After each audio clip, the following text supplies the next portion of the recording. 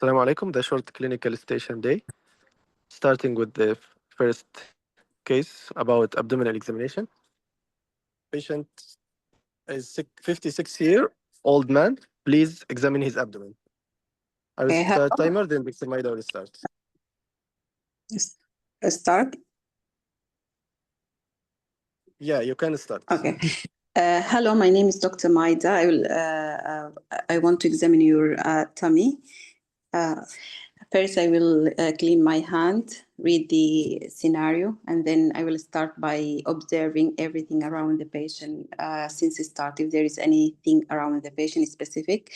Then I will start my examination by by examining the hands of the patient, looking for sign of chronic liver disease, including clumping, colinekia, and also if there is any sign in the of chronic liver disease. So there is clubbing. What else do you want to check? If there is any dubitarian contraction, and There is dubitarian contracture. if there is any leukonychia in the nails. No. Okay. Then I will go to examine his fossa if there is any for any fistula. The arms. No fistula. No. Yeah. And then I will examine the face. First, I will touch if there is any for the temporalis muscle, if there is any wasting of the temporalis muscle. Then I will examine the eye. I ask the patient to examine the eye for jaundice and pallor. No jaundice, no pallor. Okay. Then I will examine the parotid gland if there is any parotid enlargement. And I will ask the patient to open his mouth to see the dental hygiene and look for angular stomatitis and looking for any ulcers in the mouth. Nothing. Normal. No. And then I will go down to the neck and just to examine the lymph node, if there is any enlargement of the lymph node, and looking for any sign of scars for aspiration or lymph node aspiration or anything, any scars in the neck. And then I will... No scars in the neck. Okay, I will expose the patient looking for spider nearby from the front and from the back as well. You can't appreciate any. Okay, then I will examine the patient to see if there is any gynecomastia, and I will ask the patient if there is any gynecomastia. No, there's none. No gynecomastia. I have a general look up about the patient if there's any skin changes, any skin change. I mean, what exactly are you looking for? I'm looking for dark skin, for hemochromatosis, and no dark skin. Skin is normal. And I will look for any scratch mark. No scratch marks. Okay. Then I will go to examine the abdomen directly. I will start the first step by inspection of the abdomen, looking for any scars, and I also look in the side. There is a Mercedes-Benz scar. Mercedes-Benz scar. Okay. After that, I will examine the spine inspection, and then I will ask the patient if there is any pain. No pain. No pain. And then I will start palpation first by superficial palpation. And then for the deep palpation, I appreciate that with these Benz scars, there is a surgery, most probably liver transplant. So I suspect I will not find enlarged liver. If there is no enlarged liver, then I will examine the spleen for any... That's fine. No splenomegaly. No splenomegaly. And then I will examine for ascites. There is any sign of ascites? No ascites. No ascites. Then I will ask the patient to cough, looking for hernial orifices. No hernial orifices. Okay, I will complete my examination by auscultate for any puree. If there is any puree, No renal. worry. Okay, and also to appreciate the bowel. And then I will complete my examination with the lower limb examination if there is any lower limb edema, and I will offer to examine the back passages for the patient. Okay, no lower limb edema. Don't bother about examining back passage. Okay, I think I finished my examination. 1 minute left. You want to Yeah. examine something else? 1 minute left. Ah, that's nice. Okay. Superficial explanation. Something is very important to look for. After you know this is a scar patient. Yeah, the surgical scar. Yeah, I want the base. I think it's not in my mind. Okay, I will try to help you. If you know this patient is already transplanted patient, what do you want to look for in a transplanted patient? Okay, I will. Patient transplanting what? The What? kidney as well. Yeah. So The deep palpation for all organs. I need to palpate for the kidney. immunosuppressant. Yeah, sign for, okay. So looking for sign of a rejection. I don't know how to look for it. Tremors and gingival hypertrophy, for example. Yeah. Mhm. I didn't remember in my mind, to be honest. No problem.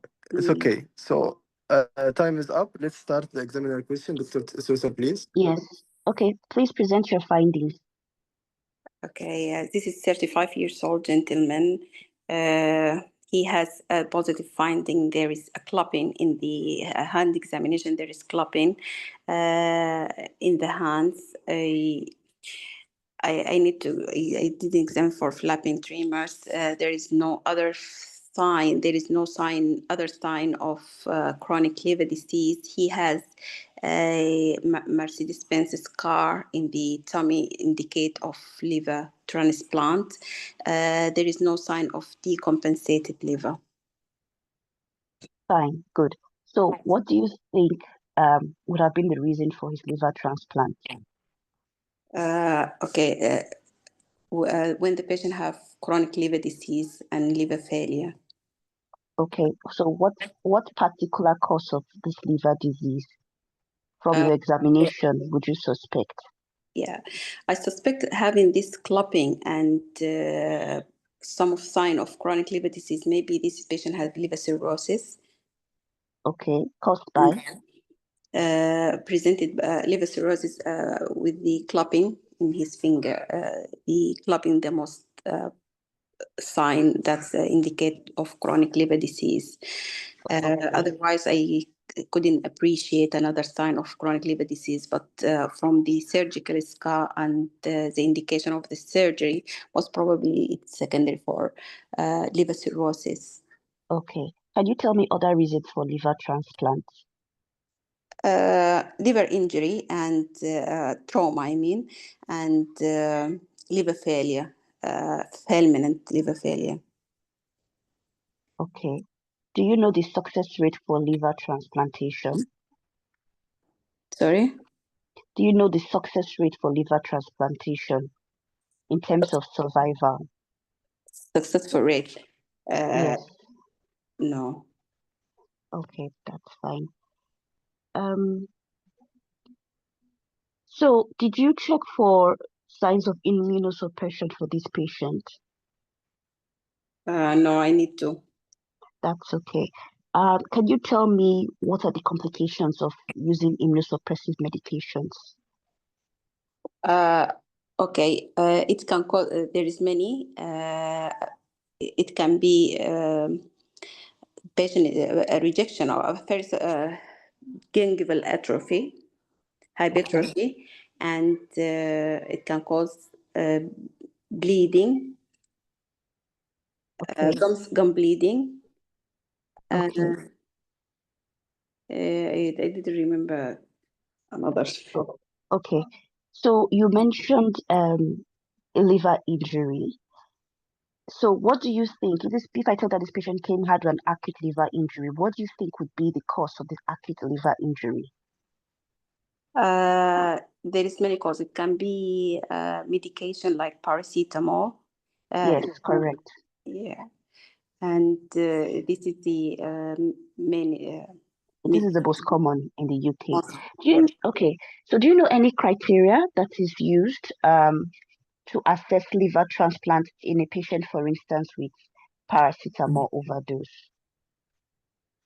For if the patient have paracetamol overdose, there is the criteria if the INR is above 1.5, and if Yes, do you know the name? I'm asking for the name of that yeah, criteria.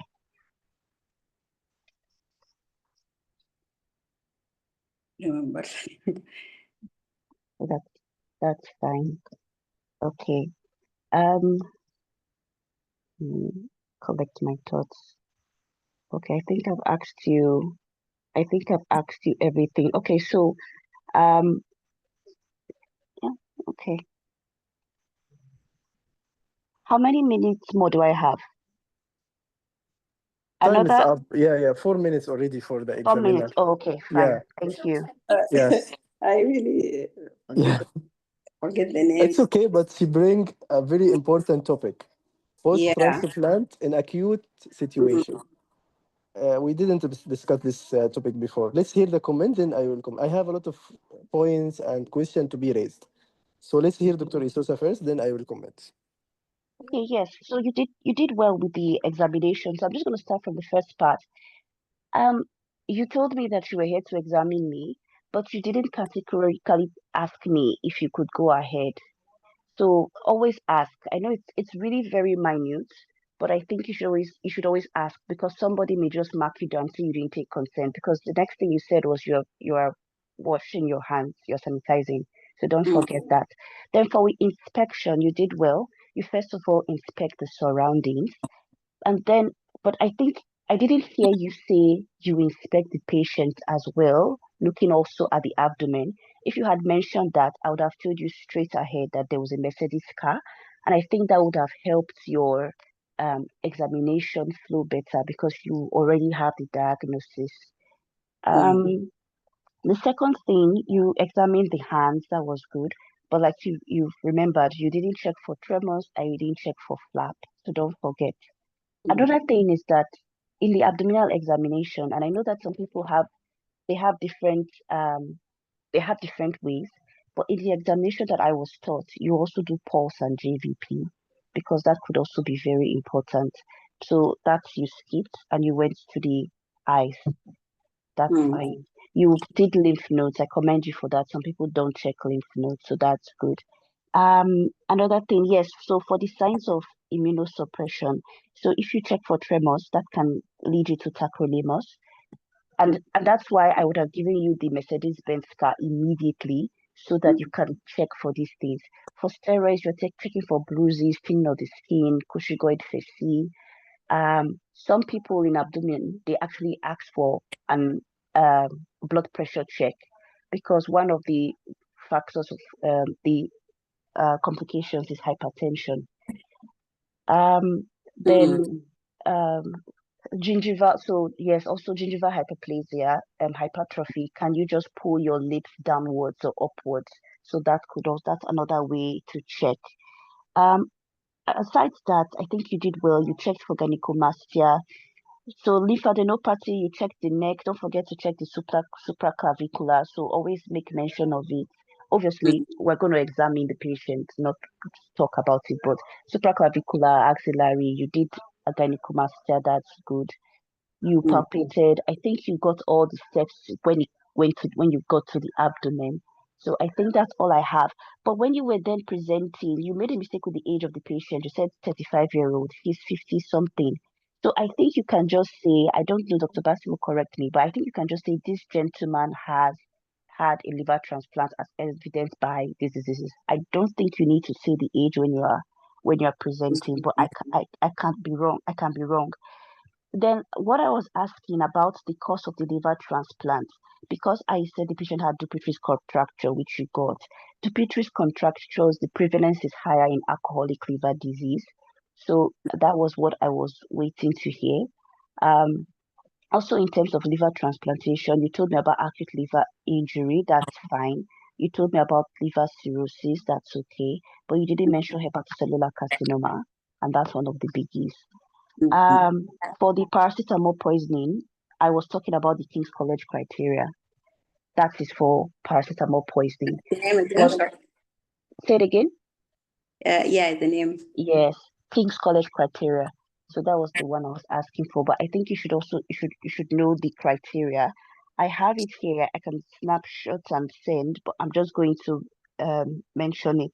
So it's pH of less than 7.3, 24 hours after, INR of more than 6.5, serum creatinine of more than 3.4 milligrams per DL, and grade 3 to grade 4 encephalopathy, and that's for paracetamol.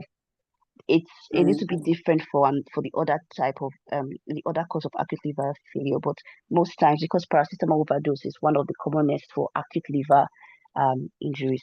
But then if you are this was going to be my second question if there was time. If you are looking at the patient in general in terms of what criteria you are going to use um for liver transplant itself is the MELD score. I see somebody already put that on the chat. Is a MELD score, and then there's a UK ELD score, but I think globally it's the MELD score. So if you measure MELD score, you are safe. I think those were all the questions I asked. Another thing, yes, complications. When you are checking, always check the skin to check for malignancies. There could be skin malignancies, or there could be scars on the face or on the sun exposed areas that show that this patient has probably had removal of skin malignancy. Because the examiner may ask, oh, let's suppose this patient wants to go to maybe Spain, to a very sunny area. What would you advise? And you should advise about sunscreen, spending less time on the sun because of their risk of skin malignancies. But all in all, I think you did well. So I'll just leave the floor open to Dr. Bassin. Thank you, Dr. Mainda. Good. Oh, thank you for your comment. Just a quick one. You said about the skin that I need to look for skin for malignant, like for malignant melanoma or something. This is what you mean? So it's just basically inspection. Just have a Okay. keen eye. That's what I mean. I saw a patient recently that I was practicing on, and on his face it looked suspicious. So you also need to say that during your presentation, because you're going to be looking for signs of immunosuppression. So if you Okay. see something that looks like it's skin malignancy, sometimes it's even actin keratosis, cerebroic wart, just make mention of them. Yeah. Mhm. Okay, thank you. Thank you for the case. Yeah, thank you, Dr. Sosa. You really prepared the topic well, and your comment also is very precious, informative. Let's start from the age. I agree to not to mention the age unless you are sure about the age. So if you are sure this is 56, mention 56. Otherwise, you can say, for example, middle-aged patient or young patient or elderly patient, according to the patient look, if you don't remember the age. Just to skip this point, if you forget the age, don't mention age which is not matching the patient.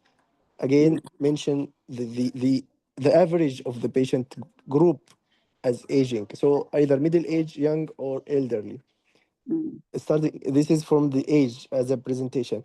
I will comment also about the introduction. I am Dr. X. I will examine you today. Please, if you have any pain, let me know. Stop me at any moment if you feel discomfort. All this instruction for the patient give you good marks for the welfare. I think Dr. Naida forget to just warn the patient that she might or he might be in pain while examining him. So please remember to alarm the patient with this instruction. The other thing, the cold hands, you have to give him some instruction. Your hand might be cold, so please, just to be aware. Sometimes, even after I'm warming my hand, it might be still cold for you.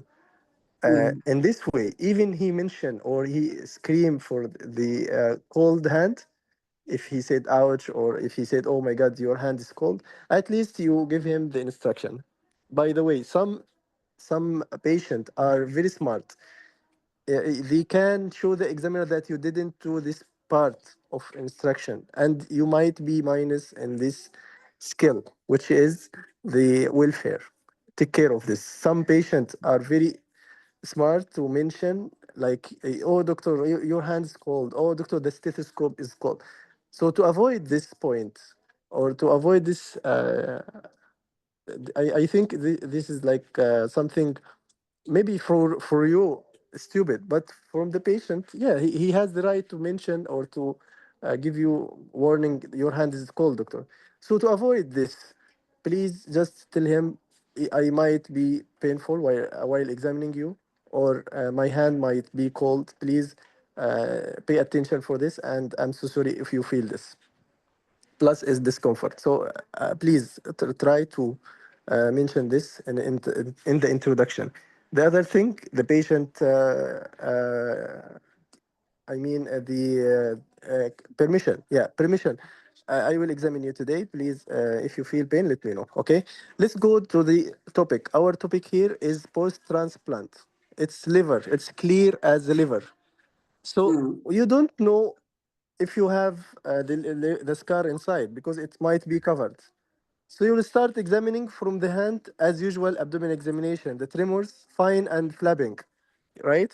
So you will do this, but if you have the tremors and you discover it, it's okay. Either decompensated liver failure or something related to the medication. The medication will be fine tremors, right? If you didn't find the fine tremors while do the hand examination and you discover there is scars and you have time, you can go back to the hand and examine for immunosuppressant. That's why I remind you, doctor, you want to do any other examination? It was for the immunosuppressant, right? The side effects. One of them, the tremors. What else, Dr. Maida? If I ask you, what else you want to examine for the immunosuppressant side effects? Okay, apart from the tremor and Yeah, tremors for tacrolimus. What else? the hypertrophy of the Gum hypertrophy. Again, for this is for cyclosporin, right? What yeah. else in the neck? Dr. Isusa already mentioned. Oh. Scars for any tumor or cancer, skin cancer. It's Uh, it's the it's one of scars the I side already effects. examined for that. I examined for the scars in the neck. Yeah. I mean, if you missed it, you Ah, can okay. do examination again for it.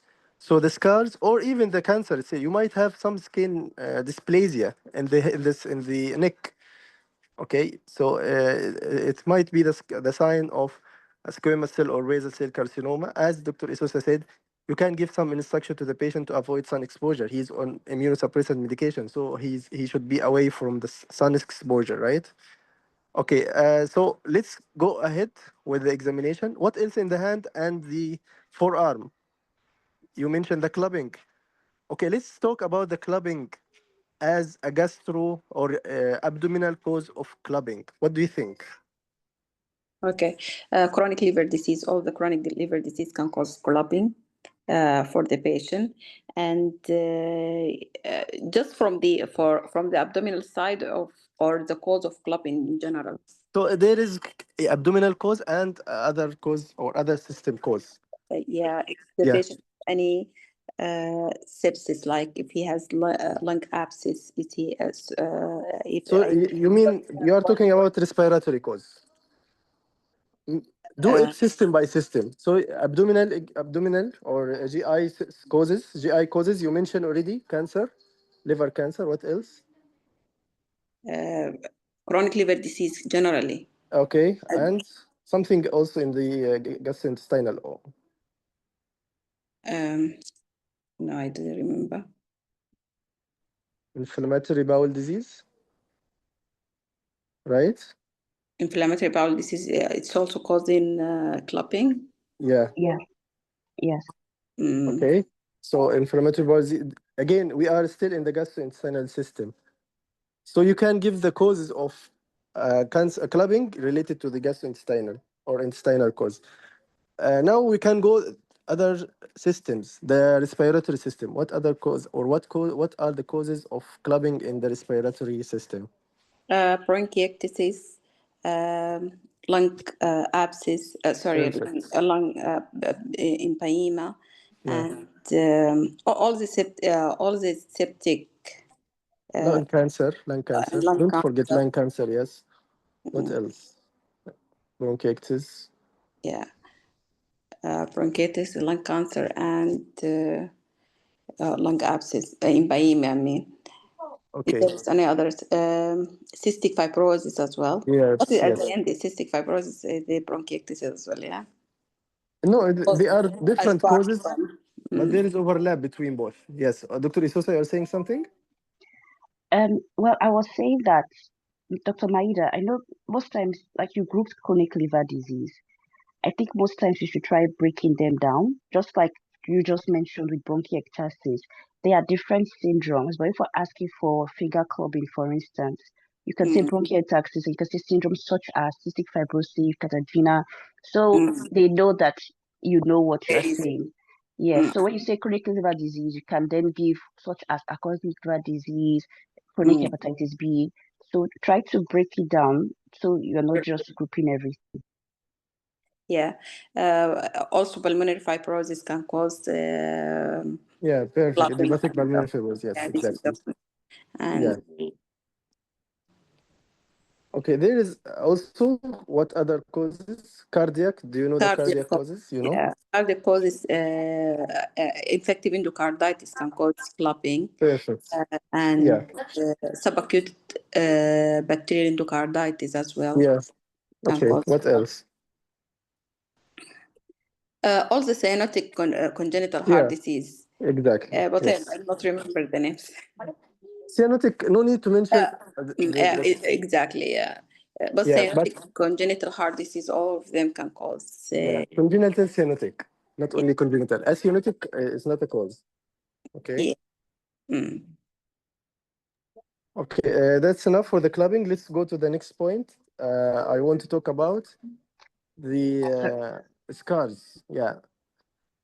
You mentioned the scar of this patient was what was the scar of this patient? Mercedes-Benz. Yeah. What other scars you know related to the liver transplant?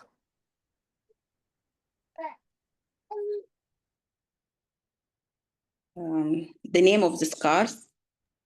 Yeah. So Mercedes Benz, one of them. What other scar for liver transplant? Yeah, just I'm remembering in my mind.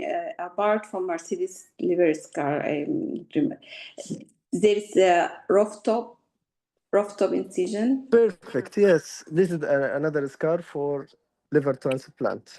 Yeah, So it's like Mercedes Benz without the upper limb, yeah, only the horizontal limb. Okay. yeah. Or And any costal scar parallel to the costal margin. any subcostal one, yeah. Yeah. Any Okay. subcostal scar can be for the liver This as is well. this is regarding the scar. I will ask you now, what if you feel the liver in this patient? What if you felt the liver? What could you say? What's your comment about what the cause of feeling the liver in this patient? Okay. So is it tender or just Sorry, what? is it tender liver? No tender, only palpable liver.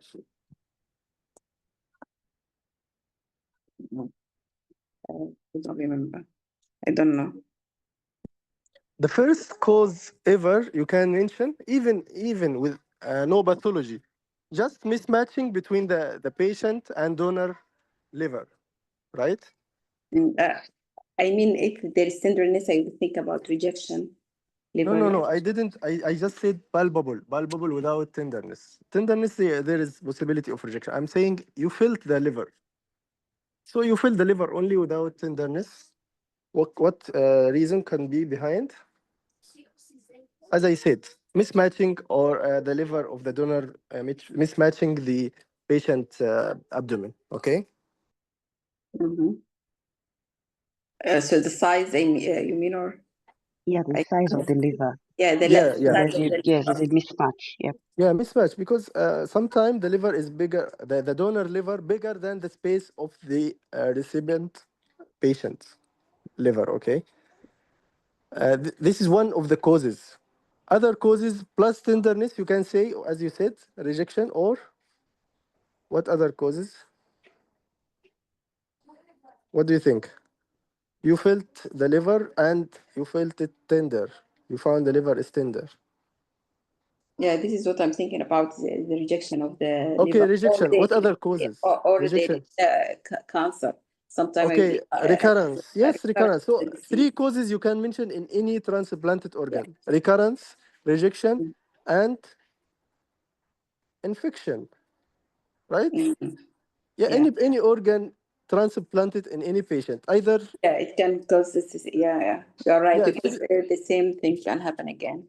exactly, either recurrence of the original disease, or infection, Mm. or rejection. This by the way, any transplanted organ you can mention this complication.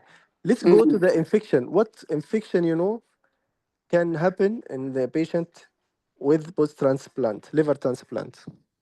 Okay, hepatitis in general, viral hepatitis again, it can happen for this Yeah, give me name of viruses can infect patient post transplant. cytomegalovirus. Perfect. So And you have to remember this name. Don't mention only hepatitis. Okay. mm, So cytomegalovirus is the most common virus, can infect any patient post transplant. What else? Epstein-Barr virus. Exactly, yes, Epstein-Barr virus. HIV, other Other viruses, yeah, can infect patient with immunosuppression. operation, yeah. Okay. Hepatitis B and hepatitis C, occasionally it might happen, but it's not the common one. Okay. Mm.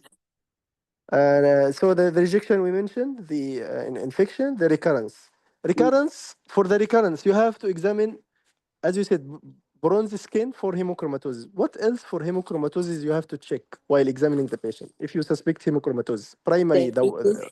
Diabetes, and I will check for sign of diabetes if the patient have injection Perfect. site.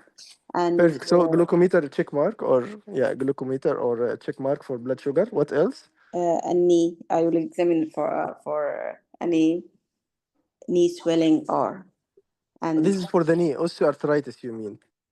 Or yeah. sorry, you mean knee infection, or it's not infection of the knee joints. Yeah. Okay. Okay. I mean for in the hand, in the forearm. What other? The darkness of the or in the forearms, not in the forearm, in the palm of the arm. The bronze skin. Okay, this is Bronze. for bronze skin. Mm. What else in the forearm, in the cubital area for the primary hemochromatosis? Do you remember? Venesection scars. Venesection, right? Yeah, Can this is the found. same scars. Venesection scars in the. It will be also in the palm. It is the same one. Yeah, anywhere. In any. Anywhere. Okay. Yeah. Okay. Oh, sorry, can I just mention, you said it will be in the palm? I know more of No, no, it no, being in no the problem. forearm. Because splenic section is where they take the blood from, and they need to have a big vessel to do that. So it's most likely almost always in the Yeah, I cubital think in the area. cubital, yes. I don't Yeah, think in I don't know the about the palm palm. there is no veins to be extracted or venesection in the palm. Mm. Okay. So what else I want to mention here in this scenario? We already mentioned the scar. We mentioned the signs of hemochromatosis, the mismatching, the complication, the palpable liver. Yeah, Mm. the signs of decompensation. Do you know? Yeah. Sign of decompensation liver disease, flapping, the flapping tremor, Also, I will look for jaundice and ascites. This is the main sign of decompensated liver. Yeah, so astrexis, which is the tremors, and jaundice, Encephalopathy, and ascites, encephalopathy. and encephalopathy. Yes, exactly. Let's go to the other signs, skin signs, For what? and the decompensated liver. The paper. Uh, Other signs of chronic liver disease. yeah, for general chronic liver Yeah, disease. yeah, Okay. A spider nearby, yeah. and Perfect. yeah, also temporalis muscle. The Wasting. wasting of the Yes. temporalis muscle. If the patient have alcoholic liver disease, will be parotid enlargement, Okay. gynecomastia, Yes. yeah, and Loss of axillary hair, loss of the axillary hair, yeah, and wasting also of hand the muscle. arm muscle, Yeah, arm hand or muscle. arm muscle. Yes, yes. Wasting everywhere in the muscles. Okay. Yes. If doctors Isusa give you example of acute liver failure with transplant, what other chronic cause you know? She focus on the acute liver cause, failure. What the causes of the cause of chronic liver failure? The main cause of the chronic liver failure is the chronic liver Perfect. disease, the liver cirrhosis. Yes, perfect. We have alcoholic liver disease and non-alcoholic liver disease. Perfect. Good Non-alcoholic start. liver disease. Non-alcoholic liver disease include fatty liver Mm-hmm. and fatty liver can be secondary.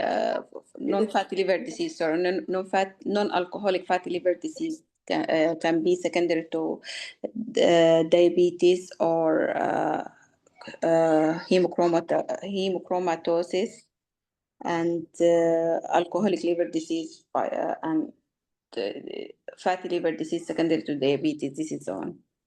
Okay, so let's categorize again as alcoholic and non-alcoholic, right? Agree? Yeah. Alcoholic, you have to mention them in UK in the top of the causes of chronic liver failure with cirrhosis, right? You have to start with alcoholic. Then the non-alcoholic. The non-alcoholic itself, you can say NAFL or NASH, right? NASH Yeah. is non-alcoholic. Mm. Either metabolic syndrome or fatty liver, diabetes, whatever the reason. But it's called under the term of non-alcoholic liver No, disease. yeah, it will What be other viral causes you hepatitis, know? Yeah, what? Perfect. So chronic infection. hepatitis C Infection. infection. Yeah. Okay, Okay. yeah, let's focus on the infection. What are the possible cause of hepatitis in UK?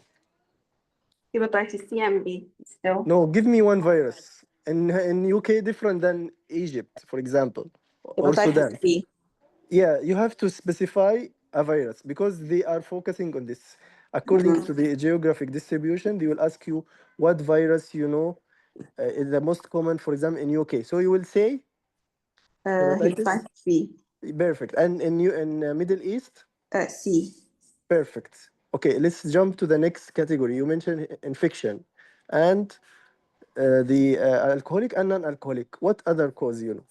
Autoimmune hepatitis. Perfect. So autoimmune causes, Yeah. either autoimmune hepatitis or primary biliary cirrhosis or primary sclerosing cholangitis, Yeah. right?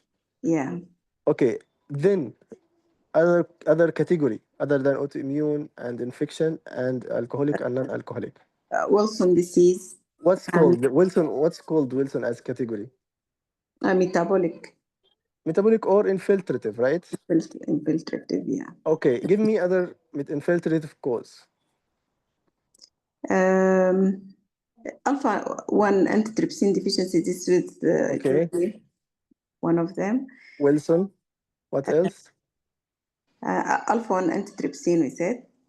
Yeah. Okay. Sarcoidosis as well. It's Sarcoidosis and uh, hemochromatosis, iron, hemochromatosis and right? All this yeah. under the term of infiltrative. One more category remains. The last. Medication like methotrexate can So cause. we have another category. Okay, medication. Yeah, and you can say the acute cause like paracetamol or methotrexate as you mentioned. Yeah. Okay, one more and the last. Always you But can put it. No, like no, Bacchiari. no. But carry it's thrombosis, right? It's under the term of thrombosis, and it's acute, not chronic. Cancers. Cancers. It's a very important category in the any cause of organ failure, right? Yeah. In the lung, lung cancer. In the liver, liver cancer. So what the most common cancer in the liver? Hepatocellular carcinoma. Perfect. And in young patient with inflammatory bowel disease, you can mention. Uh, I didn't get the question.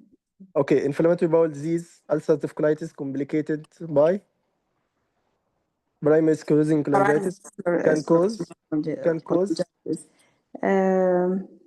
Biliary cancer. so it's called cholangiocarcinoma, right? Mm. Yeah, perfect. That's enough for the chronic cause of liver failure. So if you categorize in this way, you can It will give, be easier. yeah, easy, and you can give a lot of examples. Okay. Mm. Acute already mentioned, as Dr. Isusa gave you an example, and in the top, acute liver failure due to Medication, drugs. paracetamol. Not only medication, paracetamol ever, Specifically. yeah, worldwide as acute liver failure related to paracetamol toxicity. Why? Because it's coming as suicidal, right? Post-suicidal attempt.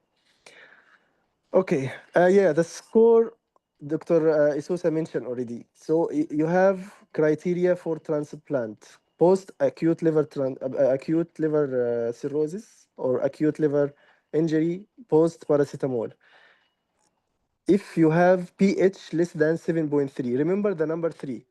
Okay, I will give you now what are the score components. So pH less than 7.3, it's a clear indication for transplant. Or, okay, this is a single indication. You have four component or items. If you have two of them, or I think three of them, you can send the patient for transplant. What are they? The creatinine, more than 300 millimole, okay? Or INR, 1.5 above the normal, or encephalopathy, grade 3 or 4. Mm. And the last is, so the INR, the creatinine, the hepatic encephalopathy, one more remains. What is it? Someone can remind us. Dr. Isosa? Albumin. Or Al- there's no criteria for. no, albumin is not one of them. No. Sometimes, apart from the INR, you can use this prothrombin time of 100 Yeah, seconds. prothrombin, yes, prothrombin. More than, I think, 100, 300 or 100 seconds. 100 seconds, yeah. Yeah. So 3 times the normal, yes. Yeah, this is yeah. These are the indication of transplant. I think we covered this topic more than 30 minutes now, talking about the transplant, post-transplant, the scar, the finding, the causes. Okay. Because, Sorry. yeah, this is good because we cover all Yeah, the yeah. liver. So don't forget the investigation. How to investigate patient with transplanted liver. If this patient presented to you with abdominal pain, what investigation you could do? Okay. General investigation. Perfect. Yeah, good start. Continue. Yeah. I need to check for the liver function and CBC, all the general Okay. investigation, kidney function. And then if he has, I will examine for urine infection as well. So I will do urine culture And I will do a CT scan, ultrasound. I will start with abdominal ultrasound. Okay, you start with general, but you mention everything. I want you to give me the general investigation you will do for any patient coming to you with abdominal pain. You said CBC? You mentioned CBC? CBC, liver Yeah. function, kidney function. Yes, perfect. Start with Specifically for the liver what's function, okay. What is important in the general investigation related to the liver function? It's very important, and you forget because you are hurried to mention the specific investigation. But there is general investigation important related to the liver function test. coagulation. Yes, yes. See, it's simple test. We are doing Mm, it as a routine test, but it's very important, signifying something in the liver. Give me the example. If you found what you can say this is affected liver function. So if you yeah, found BT, the BT, if there is increase in the prothrombin time, yeah, INR, yes, and perfect. Yeah, that's enough. Why? Why do you think? because this is the synthetic function of the liver. Yeah, exactly. Okay, the specific investigation you can say here liver function tests, right? Uh, okay, Liver function test because this is specific for the this is liver. for the liver. Yeah. Yeah. What else you can do as investigation specifically related to the abdominal pain and the liver transplant? Uh, Apart from the ultrasound, you mean, or No, no, not image. Investigation. Look for the cause of the liver injury or the abdominal pain related to post transplant. What do you think? The causes and investigate accordingly. okay? If you Yes. said that this patient may be infection, So infection, so I will do a hepatitis screening. perfect. Particularly what? Cytomegalovirus, for Yeah. cytomegalovirus and Perfect. Epstein-Barr virus. Okay. Then I will. We are looking for the rejection. Yeah, Okay. but how can we examine for that? Okay, for the rejection, by the way, it's not only investigation. But Mm. anyway, you can do specific test in the liver, show if there is rejection. What are they? What do you think? No, I don't know. Bilirubin, hemolysis workup, right? Mhm. Right? Can you mention them? The bilirubin, Uh-huh. direct and direct, or total and direct, Okay. and alkaline phosphatase, ALT, AST, right? ALT, Okay. AST, liver enzymes, alkaline phosphatase, and So this is GGT, the for liver example. function. Okay. If you suspect cancer, liver cancer, you can do GGT, right? Mm-hmm. And LDH also as a hemolysis workup. I think this is for the liver function. Then, if you suspect rejection and you want to do image, what image you can do? CT scan, And before CT scan, something, ultrasound. yes, ultrasound. Rejection means what? Uh, Rejection means hmm? Failure of the organ. Yeah, may be related to thrombosis. Most commonly, or the most common cause of rejection, Mhm. thrombosis, right? Yeah. In the vessels. So you can do ultrasound Doppler to the hepatic veins Okay. and ultrasound to show if there is cirrhosis. Simply, if you suspect something more serious or more advanced, you can do either CT angio to the liver or CT MRCP. MRCB or ARCB if you suspect something in the bile duct, biliary duct. MRCB if you suspect fibrosis Mm. or periportal. We didn't mention, by the way, bilharziosis, which is a common cause in Middle East, but it's not common in UK. But it's one of the periportal cause of cirrhosis, right? Yeah. And then What else we can do as investigation? Invasive test, ARCP. And if you suspect recurrence of disease, you can do as invasive. What you Yes, can do? it's, Liver biopsy. Liver mm, biopsy. Yeah, liver biopsy. If, for example, if there is mm, amyloidosis or hemochromatosis and you couldn't diagnose it. fine, yeah.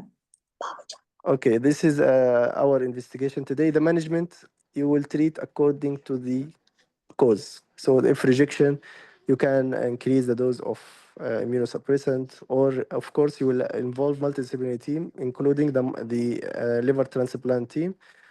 You can add or you can increase the dose of immunosuppressant according to the cause. If there is infection, you can start antiviral. What is the most common antiviral you use for cytomegalovirus? You have to know this name.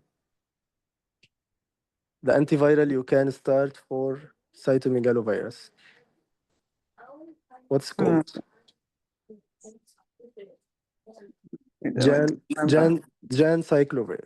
Jan cyclovir. Mhm. Okay. Remember this name, Jan cyclovir for cytomegalovirus, particularly the post-transplant. Okay. What else? Yeah, again, treat the underlying cause, either rejection, recurrence of the main disease, or infection. We treat it accordingly. If there is, yeah, by the way, you can add to the specific investigation blood or drug level for tacrolimus, for example. If you have, of course, signs of drug toxicity, tacrolimus level or cyclosporin or whatever. Mm, But I don't know there is cyclosporin level. I know tacrolimus level, but yeah, I don't. there's films. There is okay. Yeah, for just the creromas. Tacrolimus, no Yeah, no cyclosporin. second. Okay. Okay. Any missed point? I think we cover a lot of topics today related to the post transplant. Any other topics we missed, Dr. Isosa?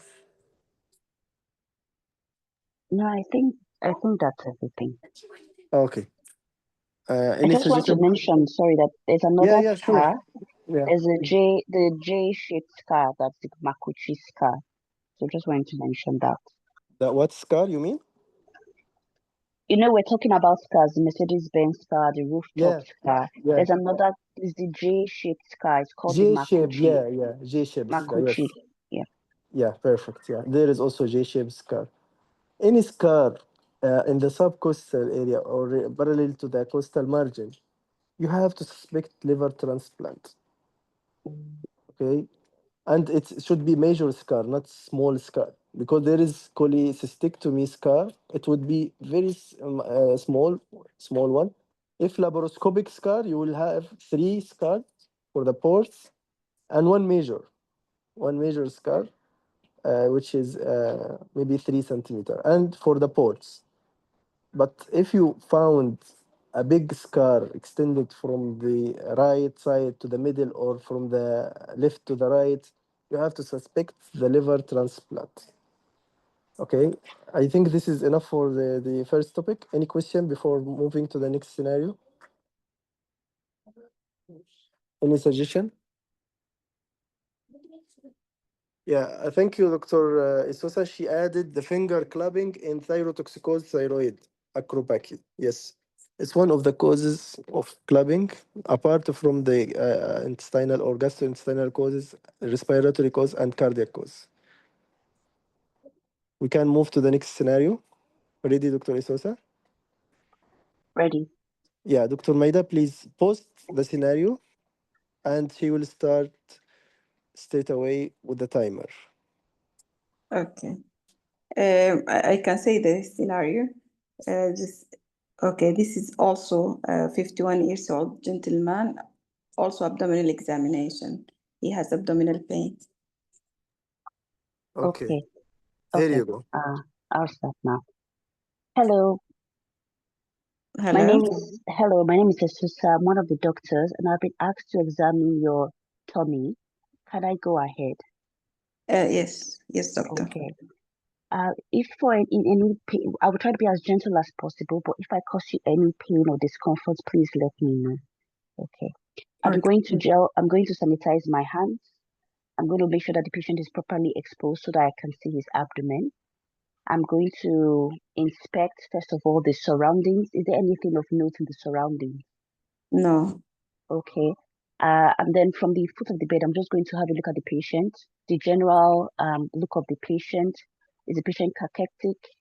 Are there any scars on the abdomen or on the arms or legs? No scar. No scar. Okay. While I'm with the patient, I'm just going to tell the patient to take a deep breath in and out. Yeah. Okay. Now I'm going to examine the hands. I'm going to start by checking for muscle wasting. I'm going to check for palmar erythema. I'm going to check for Dupuytren's contracture. I'm going to to do that, I'm going to tell him to spread out his fingers. Any Dupuytren's contracture or palmar erythema.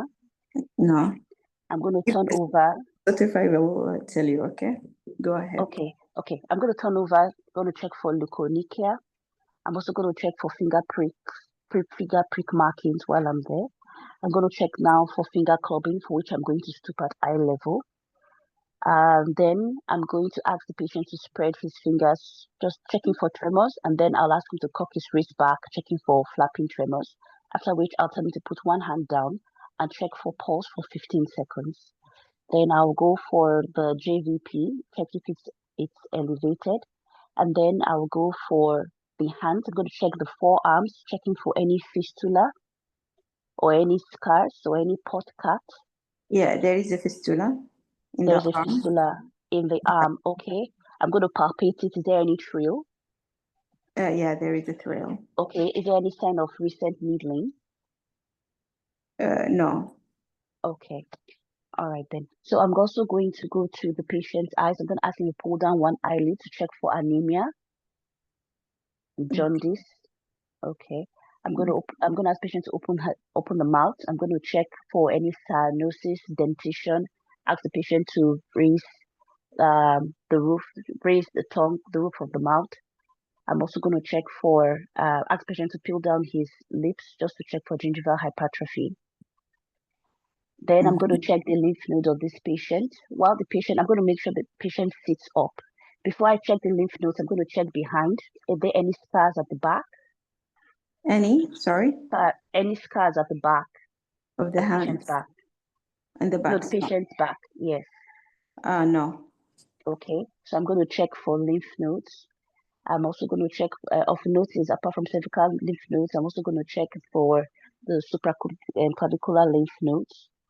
Then I'll tell the patient to lay back. I'm going to check the axillary lymph nodes, and then I'm going to check for gynecomastia.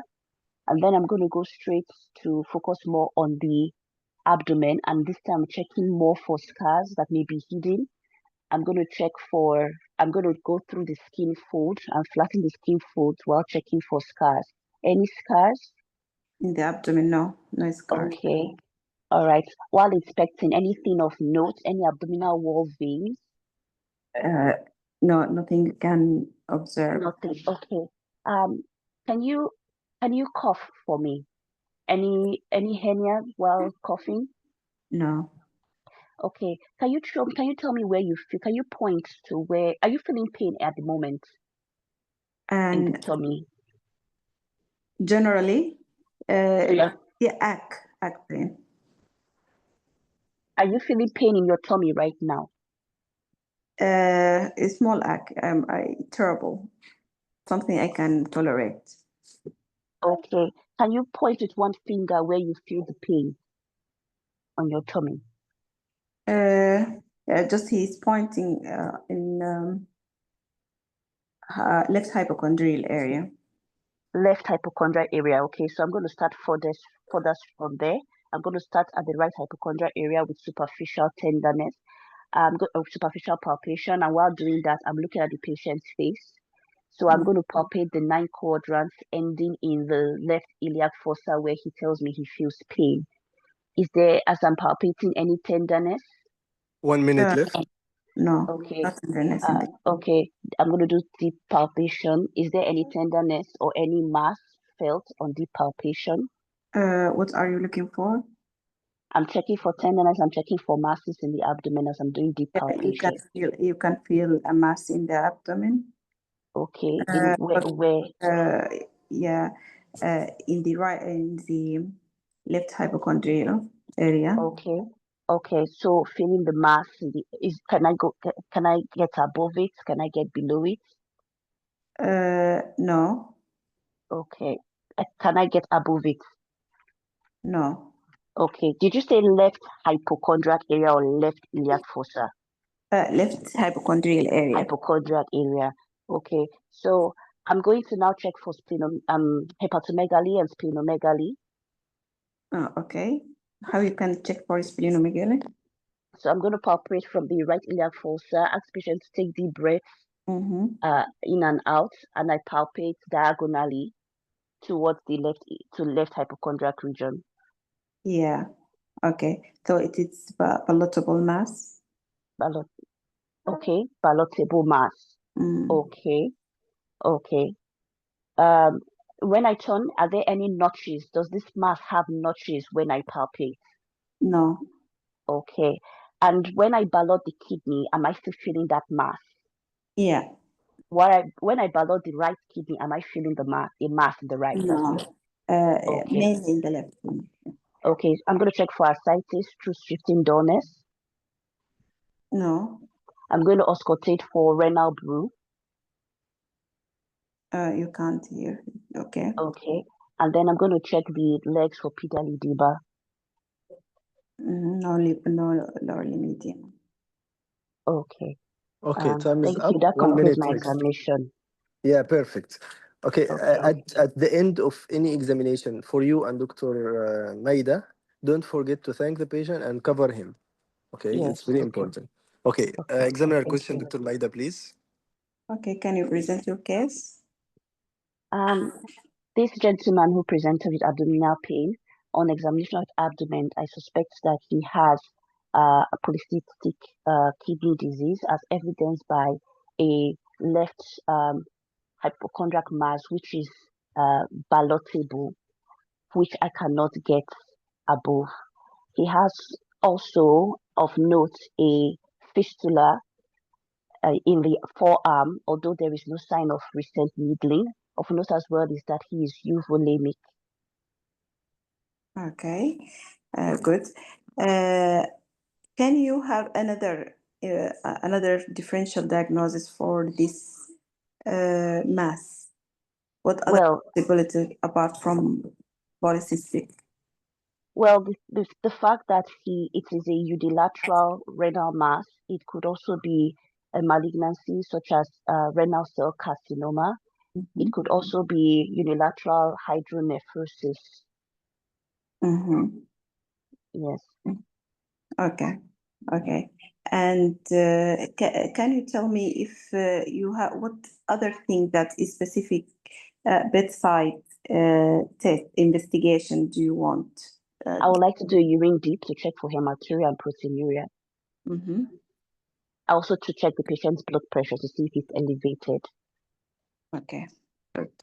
Okay. Can you tell me if we need to investigate this patient, specific investigations that you will ask for in this patient? Okay, so the first will be routine blood, such as full blood count, to check for anemia, electrolyte creatinine to check the renal function of this patient. A urine dip we done at bedside and urinalysis. I would also do an abdominal ultrasound scan to check for polycystic kidney disease.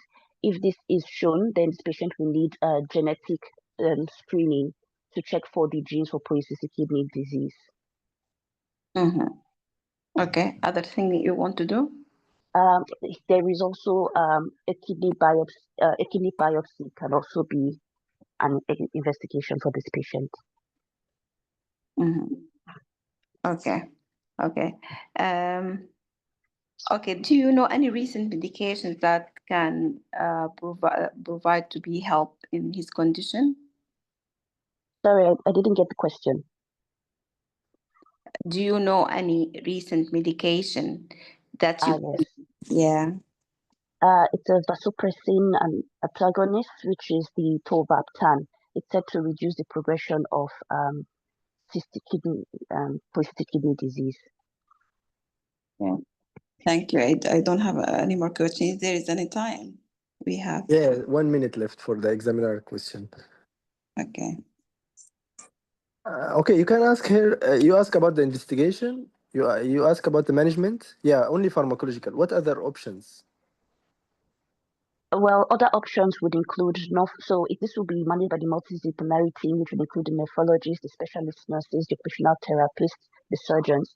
Non-pharmacological will be patient education and counseling, management of hypertension, reduction of salt and food restriction, pharmacological, as I've mentioned, will be management of the hypertension to reduce progression, management of the proteinuria if he has with the use of ACE inhibitors. Then there's also a surgical option of nephrectomy in indications being if the patient has recurrent infections, has cystic ruptures with hemorrhage, or if renal transplant is indicated to make space for the transplanted kidneys, or if the kidney size is too big and causing discomfort to the patient. Okay, perfect. How can you differentiate between the kidney and splenomegaly? So in splenomegaly, you can't get above it, but you can get below it. But there also be presence of splenic notches. Sorry, just give me 1 minute. Sorry, I just handle my son. 40. The last question. What Yes, are the causes of the causes of renal transplant worldwide? The causes of renal transplant worldwide. So one will be adult polycystic kidney disease. Second will be renal cell carcinoma, and any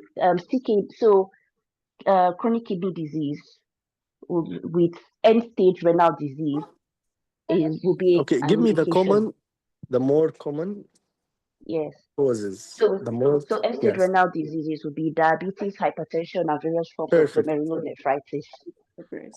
Glomerulonephritis. Perfect. Yeah. Yes. So you have to start with this cause. Don't mention polycystic kidney disease on the top. Don't mention what you said, the renal cell carcinoma. Yeah, it's one of the causes, but the most common, diabetic, hypertension, and the glomerulonephritis. Okay, perfect, Dr. Isusa. That's enough. Dr. Thank you. But just one more question. That's to complete the topic. Yeah. Continue. If you have, continue. It's not restricted by the time. You can start.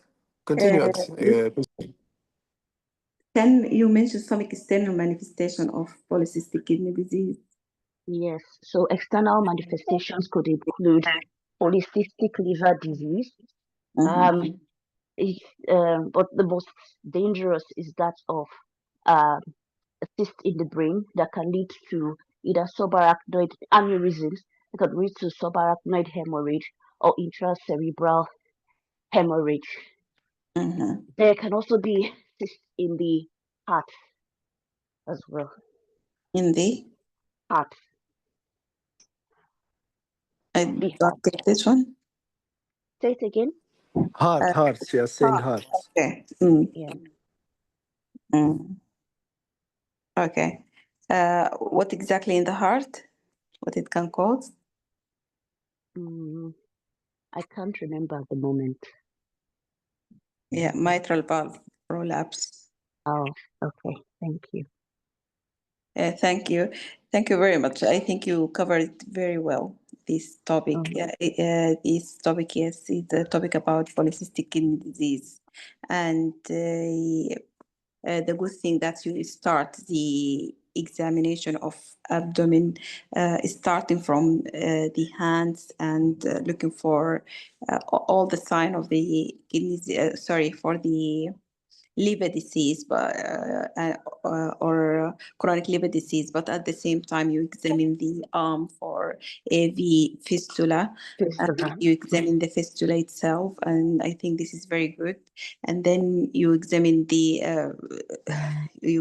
tummy, and you find that the patient has one side mass, and the differential diagnosis of the mass, you get it right. That there is many things that can cause this swelling in this patient, and most probably this swelling will be kidney, not spleen, because there is no notch. It's palpable and everything, and. You have the differential diagnosis. It can be something, it can be secondary to polycystic kidney disease. It can be secondary to cancer, or this can be a differential diagnosis. It can be cyst hemorrhage as well. It can be all this can be a cause of enlarged mass in the liver, in the kidney side. Um, uh, Also, we can say if there is, you also mentioned that, and this is very good, that the extra manifestation of the polycystic kidney disease, which includes the liver cyst, and the most dangerous one is the intracranial aneurysms, and also it can affect the colon, and it can cause colonic diverticulosis in this case. And one of the important investigation for polycystic kidney disease, we need, if this is the case, we need family counseling and family screen about the disease. No comment. Very nice. Yeah, thank you, Dr. Maida. It's a common case, by the way. And if you miss the fistula, you will miss the case. That's why you have to examine the arms from the finger till the axilla, and you have to be focusing on the inner side, in the cubital area, and in the radial artery area. You might have it just for newly formed, I mean. So it could be difficult to palpate it. You have to palpate every area in the hand, in the cubital area, and in the radial artery area. It might be there, just newly formed. Again, if you miss it, you might miss the case. Sometimes you cannot feel the palatable kidneys. It's difficult to palpate. I don't know. I didn't palpate it before. But if you miss it, at least you know there is ongoing chronic kidney disease manifestation and signs and symptoms. By the way, you have to comment on the volume state, the current mode of renal replacement therapy, which is, I think, missed by Dr. Isosa. The current mode and the underlying cause of his kidney failure. You have to talk about these three manifestations or these three signs, and you have to comment on three of them. Again, the volume status by checking the raised GVP, check the previous mode, or sorry, the underlying cause, which is polycystic kidney, according to this case, and the current mode of renal replacement therapy, which is in this scenario, the AV fistula, right? Although it's not used yet, no needling signs, but no other current cause or sign of using renal replacement therapy. You have to check for any scar of catheter in the neck or subclavian area. This one also very important. Okay, you have to comment on these three things. Okay, Dr. Isosa? Yes, thank you. Yeah, otherwise you discover it, but as mentioned in the comment, the kidney you can reach above it, but the spleen you cannot reach above it. The liver you cannot reach above it. Okay, so the kidney only you can reach above it, and the notch, of course. But I think also you cannot feel the notch. If you feel the liver, the spleen enlarge it, it would be much great. But to feel the notch, I don't think also I felt it before. Anyone felt it, please, he can comment if he felt the notch, which is something I think imagination. I don't know. Is it something real you can feel? You can feel? I don't know. Back to the cause, the polycystic kidney. So again, the investigation, as Dr. Isosa said, general investigation. Of course, you will do CBC. What do you think you might have in this scenario, the CBC finding? Anything you can suspect in the CBC? Well, it could be anemia, but if you also rule out renal carcinoma, there could be polycythemia. Perfect. Yeah, what's the cause of polycythemia in the renal cell carcinoma? Excessive erythropoietin production. Perfect. Yeah. So you can comment on the CBC finding, either anemia as a manifestation of chronic kidney disease or anemia of chronic kidney disease. And it would be what type of anemia in chronic kidney disease? What I think type of it's anemia? normochromic. Perfect. Yeah, it's Normocytic, yeah. normochromic, normocytic, normochromic. Okay. Then the either erythropoietin increase or erythropoiesis, and the patient will have polycythemia. This is in the CBC, liver function test.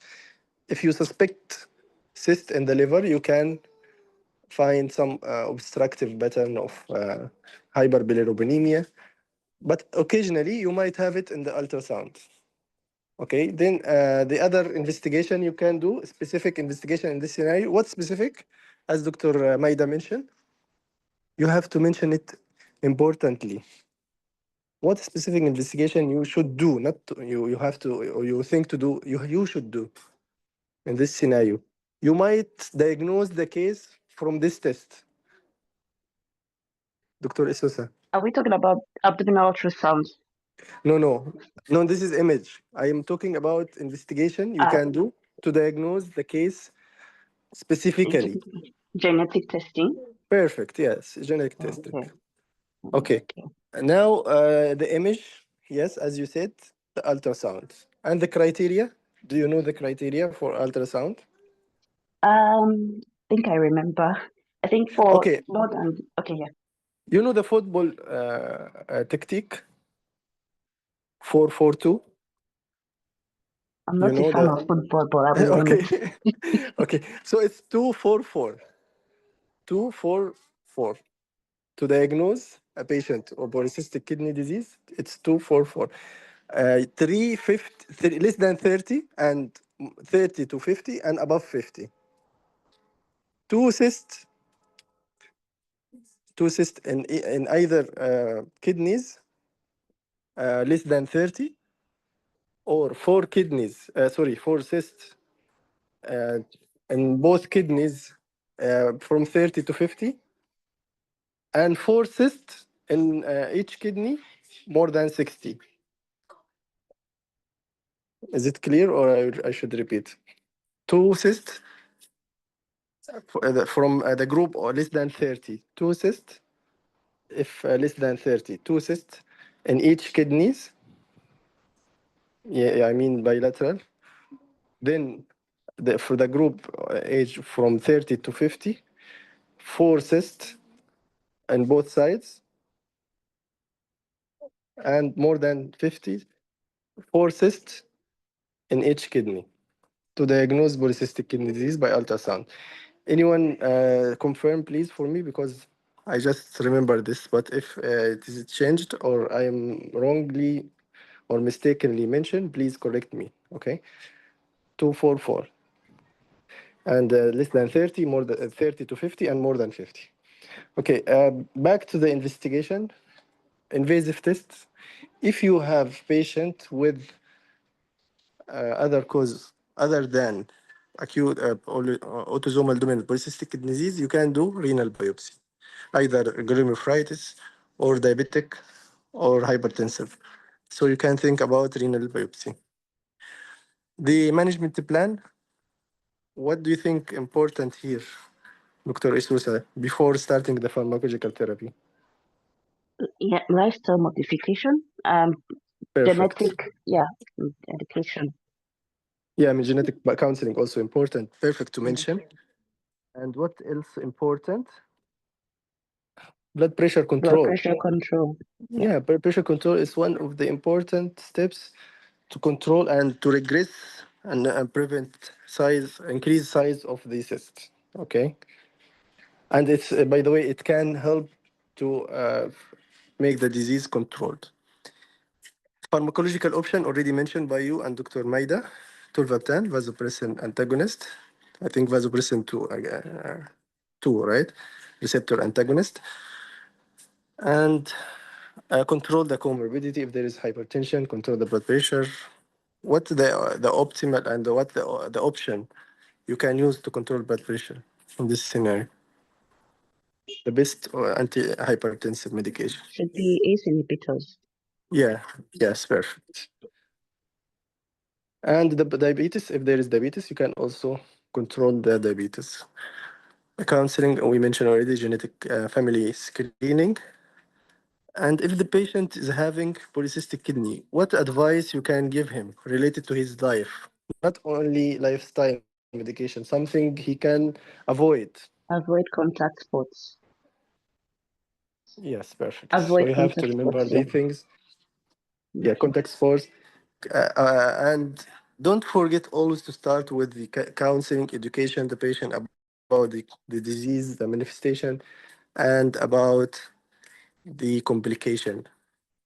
How percentage the patient might end up with the chronic liver, chronic kidney disease and dialysis? Do you know Sorry, what was the question? how percentage? How much the Uh, percentage of being dependent on dialysis or renal replacement mm, therapy? 50%. Yeah, almost 50 Oh, of it means half of the patient. So there is good chance he can live without renal replacement therapy, and there is unfortunately also 50% he might end up with renal replacement therapy or dialysis. So whenever he had the polycystic kidney manifestation started, he can be on the transplant list. Okay. Anything missed in the discussion? Anything wrong to be corrected? I mentioned. Any added point, suggestion by Dr. Maida? No, I think we covered most of it. Yeah. By the way, the questions of any exam will not be away from the things we mentioned. How to investigate, how to approach, how to manage. So it will start for presentation, present your case, the finding, how to investigate this patient, how to manage this patient. Okay. Whenever you have fistula, you have to comment on either buoy, you palpate and you felt it, or sorry, you have to palpate the thrill and to auscultate for buoy, either this or that. If you couldn't palpate, you can auscultate. Okay. Don't forget the needling is important to mention because you can say this is the mode of renal replacement therapy at the moment. If not, you can say there is another way, or the patient already have this fistula to be planned for dialysis, but not yet patient started dialysis. It takes how long, Dr. Isosa, to start dialysis through AV fistula? Approximately to be weeks, mature AV fistula. No, a month. a month. A Oh, month. okay. Mm, Yeah. Okay. It take a long, maybe approximately 1 month to be mature, and before starting, we can do a test before doing dialysis through it.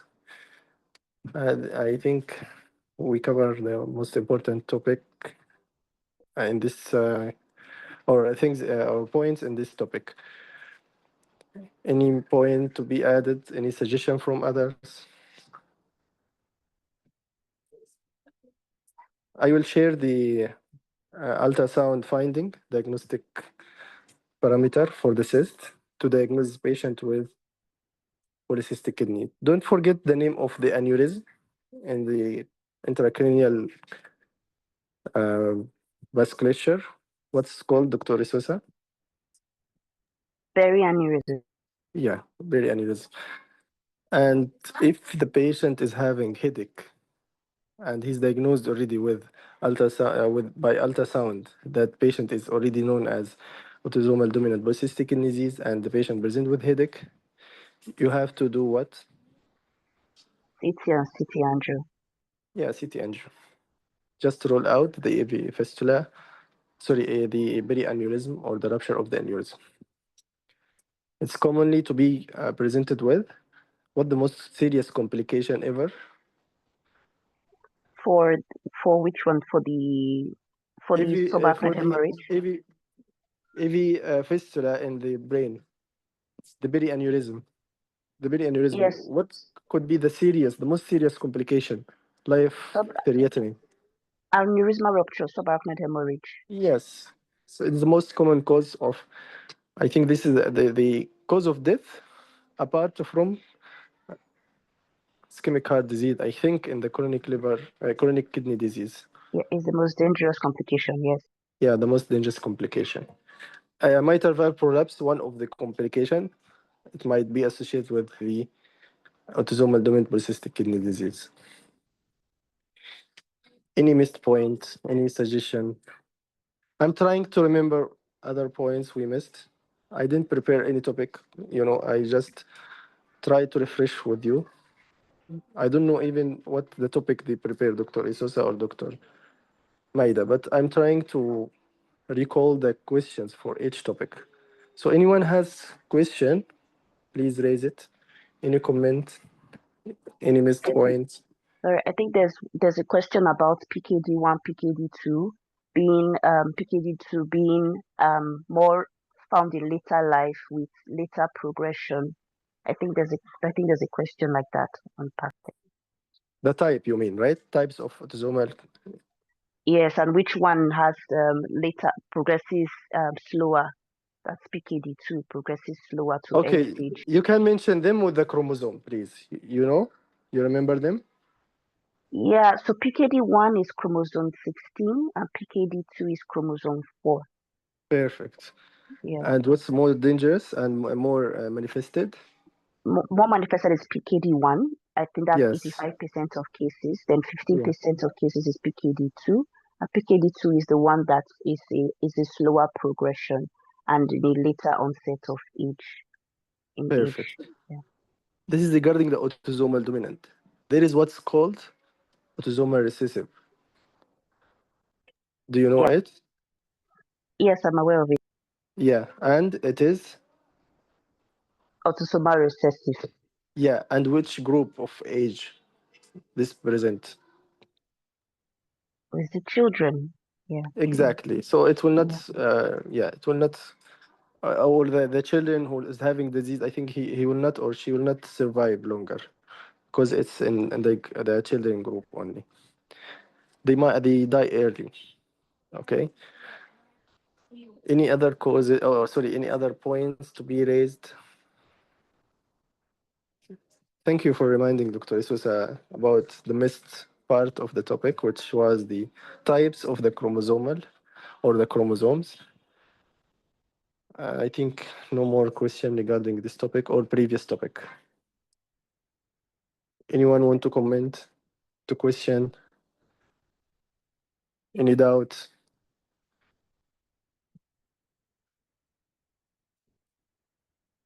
Okay, there is some comments. Oh, mashallah, Doctor is so active today. I don't know what's the name. Yes, but not easy. You can. Okay, yeah. I think this is regarding the notch. You can, yeah, you can feel the notch. Uh, Honestly, I didn't feel it ever in my life. Normocytic, yes, normocytic, normochromic, ultrasound, exactly. The age, the bending, blood pressure control, exactly. Why only one mass? Yeah, it shouldn't be one or bilateral.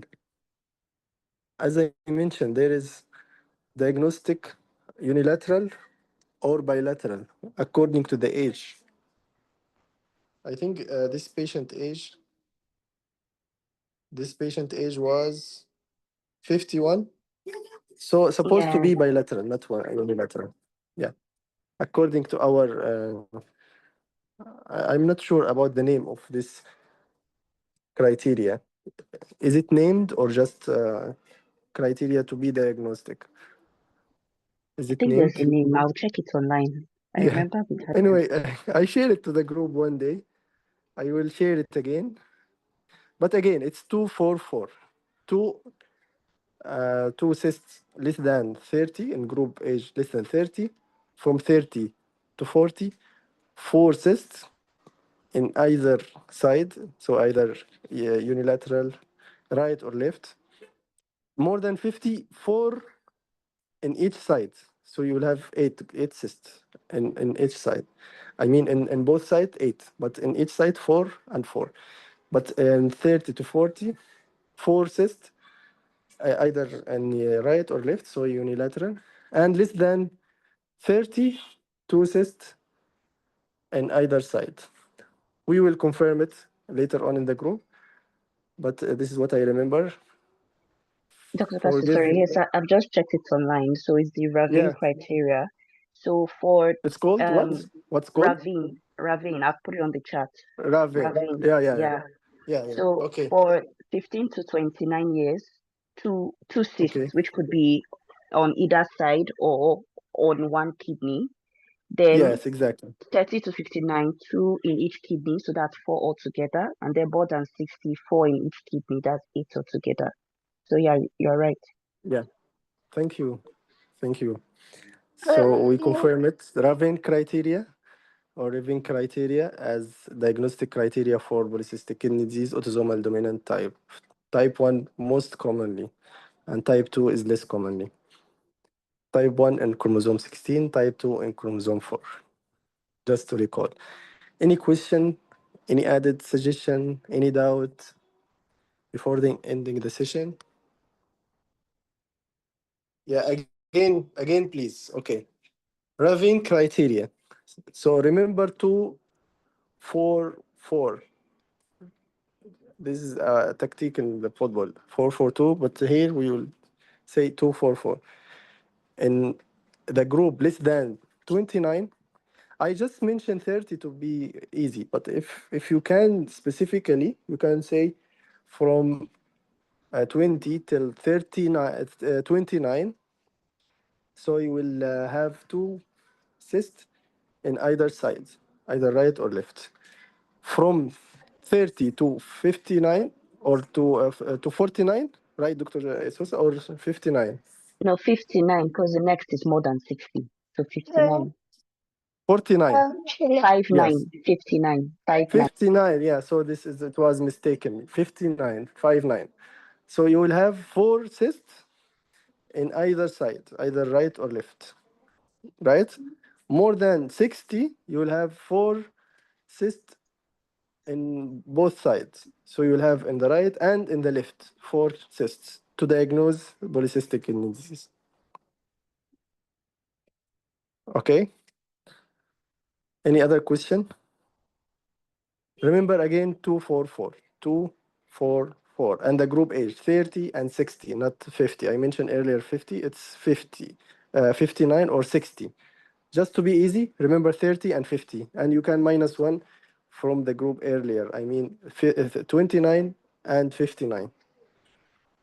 Okay. Anyway, if you can say 30 and 60, that's enough.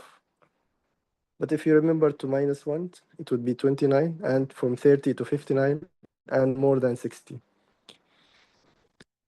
By the way, there is a big topic about screening in autosomal dominant polycystic kidney disease as a genetic counseling in communication scenario.